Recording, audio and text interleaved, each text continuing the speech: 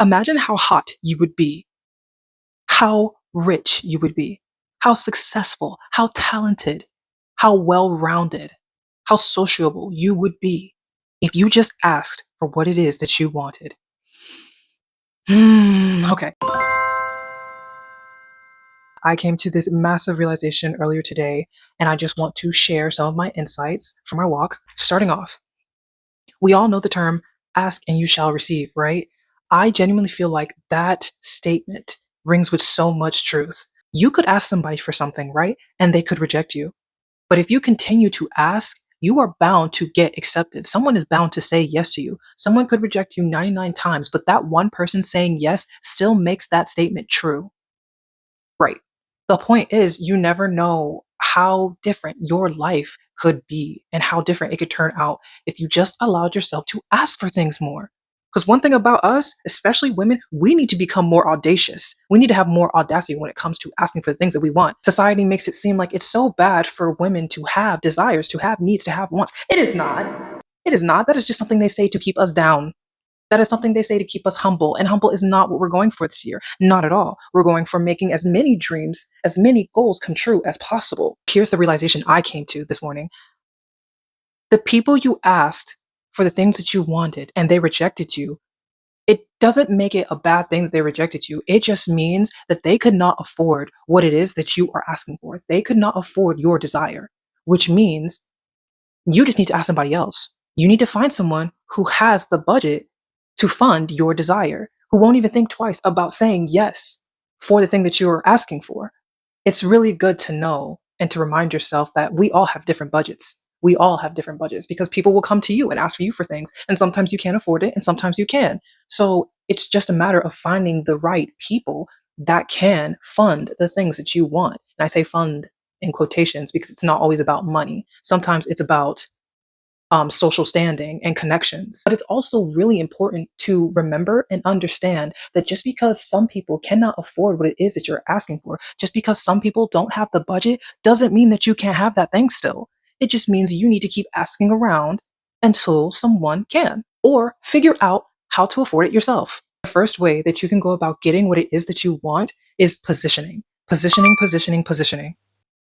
Like I said before, not everyone can afford what you want. So it needs to become a priority for you to position yourself in a way that those things can come to you easier, more effortlessly, more aligned. So to go about this, you start by doing your part, i.e., asking for what it is that you desire over and over and over. And when you do that, you are positioning yourself in a way that allows the things that you want to be attracted to you. The more you continue to put yourself out there and ask for what it is that you want, the closer you will get to getting that thing. Especially because you're asking, you're making your desires known, you're putting it out there. So the universe, God, the higher source has no choice but to help you along. They're going to see you and they're going to be like, oh, they're putting themselves out there. They're serious about their goals. Look how many times they said that they want that. Look how many times that they're asking for it. They're actually like dead ass about what it is that they want. So the universe has no choice but to give you what it is that you're asking for because you are now starting to embody that version of you who is aligned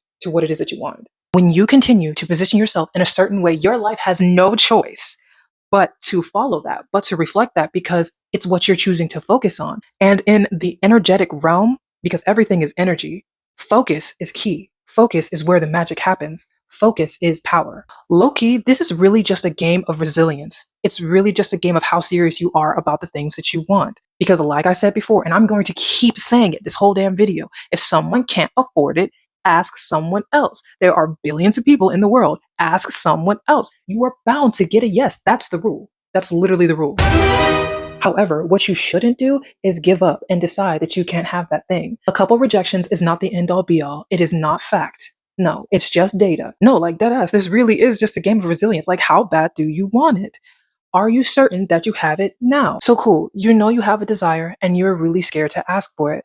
The question then becomes, how do I ask for what it is that I want and allow myself to be detached enough from the answer so that I remember that I already have it, or that this one outcome is not the end all be all to me having said desire. When I say this, I mean in the sense of continuing to believe that you have it or asking for it in real life until you get that desire. How can you be detached enough from the outcome so that you can keep asking for it until you get it. The answer, I think, is really continuing to remind yourself that you already have what it is that you want, regardless of the outcome. Don't let yourself get caught up in if someone rejects you. That just means they couldn't afford it. Like we literally said earlier, you need to install it within yourself that what you want, you already have. And it's just a matter of positioning yourself physically, i.e., asking for what you want over and over again until someone gives it to you. I think it also has to do with positioning yourself energetically and mentally. You need to be able to go about asking for the things you want and believing in you already having what you want in a way that makes your subconscious and your nervous system feel safe to want those things, to already know that they have those things. So in turn, that technically means that there's no reason to desire it. So that way you're able to detach because you know it's already yours. So a couple of tools that I have for reminding yourself that it's already yours, detaching from the desire, you can either choose a manifesting technique, whether that's scripting or visualization or subliminals or robotic affirmations. Or you can do grounding practices like meditations, going on intentional walks, talking about how much you have those things already, like it's already yours. EFT tapping, that's a really, really good one as well. I use a lot of these techniques and I use them very, very often. So personally, I would choose at least one grounding technique and one manifestation technique, and I would try to commit to those daily. If you can't do it daily, which, come on now, if you can't do it daily, try to do it, every other day just to get yourself used to it. I think what also helps a lot is having an experimental based mindset. Like if you go into asking for something like, oh, I just want to see what'll happen if I ask for this thing. It doesn't hurt to try. It doesn't hurt to ask because I know every time that I do, I'm getting closer to someone who is going to help me get what it is that I want. When you go into asking for things with that kind of mindset, it really takes the pressure and the friction off. And it makes it so much easier to start asking for what it is that you want because you start thinking of it as you're collecting data. Instead, you're collecting lessons so that when you ask somebody else next time, you can come and ask in a more charismatic and more attractive way. So it makes it harder for people to say no to you or flat out reject you. The goal here is to not just get what you want, but to be able to ask for what it is that you want in a way that makes people hesitate to reject you. They actually see your reasoning and they're like, wait a minute, she kind of onto something. Also, it really helps to build detachment because you're continuing to expose yourself by asking for what it is that you want. Exposure therapy is a thing. The more that you do something, the more desensitized you become to it. Another tip for getting comfy, asking for what it is that you want, and already believing that you already have what you want is working on your self concept, whether that's telling yourself affirmations out loud. Again, EFT tapping is really good. Mirror work is also really, really good. Robotic affirmations, subliminals. Like when you're telling yourself on repeat, oh yeah, I always get what I want. People always say yes to me. I always win. Like these are some examples of affirmations that you can use.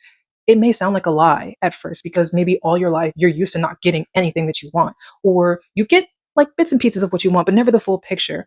The more that you tell yourself that you always win, that people are always bending over backwards to give you what you want, like you're always said yes to, the more you will start to believe it.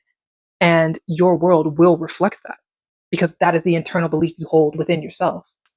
The more you repeat your affirmations over and over again, the more it solidifies in your subconscious mind as truth. And your subconscious only knows how to obey. Repetition is one of the ways to rewire your subconscious mind.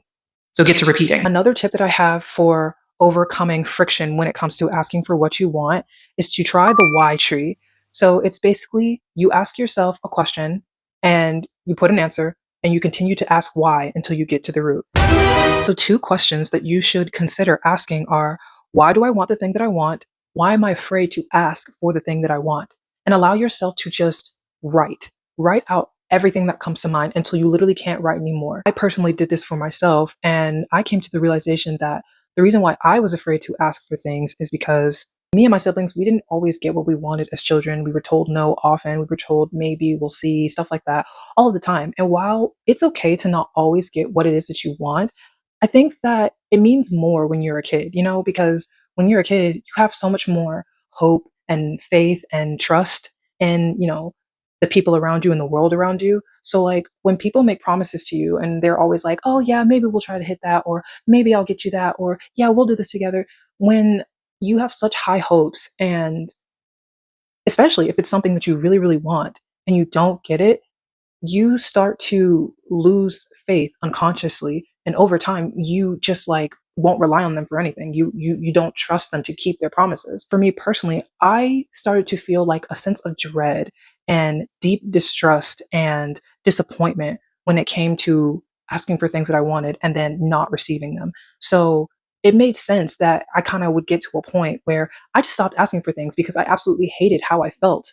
So obviously, I would try my best to keep myself out of situations or asking for things that would put me at risk of becoming that way again. And what was crazy is that it started to seep into everywhere in my life. Like, I just started to subconsciously believe that anything I asked for, regardless of what aspect of my life that it was taking place in, I was only going to be met with those same things: disappointment, dread, sadness, irritation, annoyance, whatever.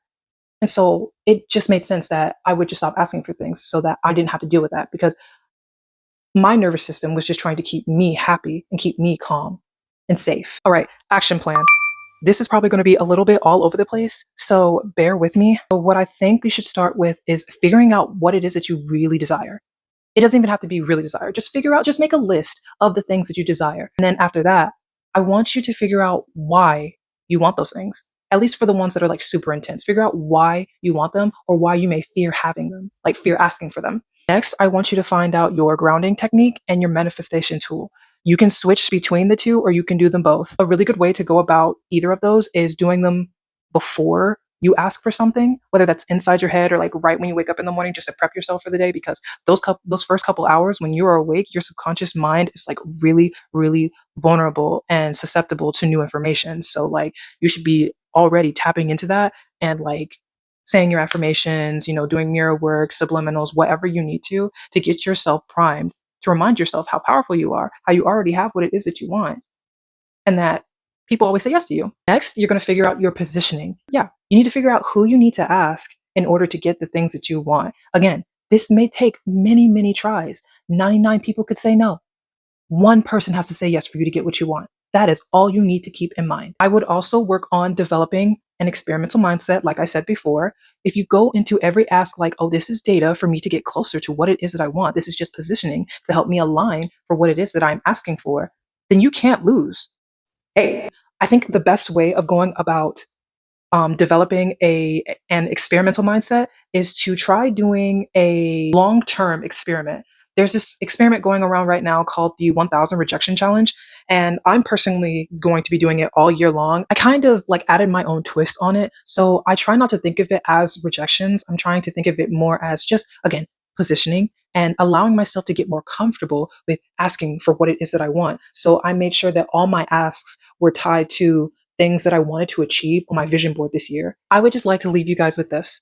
The worst thing that someone could say is no. It is not the end of the world. There are billions of people on this planet, and all you need is one person to say yes to completely change your life for the better. If you continue to position yourself, the universe has no choice but to help you out. Y'all are co-creators. It only makes sense. Start shooting your shots because one is bound to land, okay?